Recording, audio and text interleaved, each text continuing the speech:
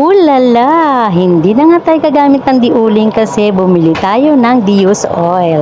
And first time namin gagamit nito kasi nga nahihirapan na rin kami sa diuling. And guys, ayan, sasalang na natin yung ating egi-egi. So, kararating lang niya galing ng pamili ng Penoy. And pagdating niya, inayos namin kagad yung aming panindang Penoy at ayan na nga guys. Nailagay na namin sa kaldero, kaya naman naayos na natin kung tinalang niya na nga agad ito para naman mabilis namin mapakulo ang aming panindang Penoy. So guys, kararating nga lang niya. 3:50 PM na, pa-4 na rin talaga pala, no?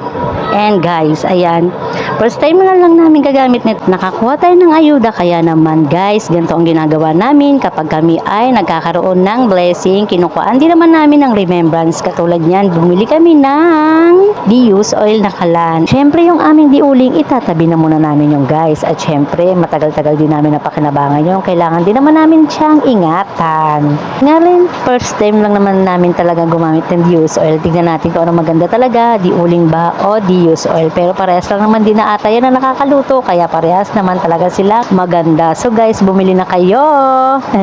So kaya naman, try and try. Vacuum, hindi lang Dius oil.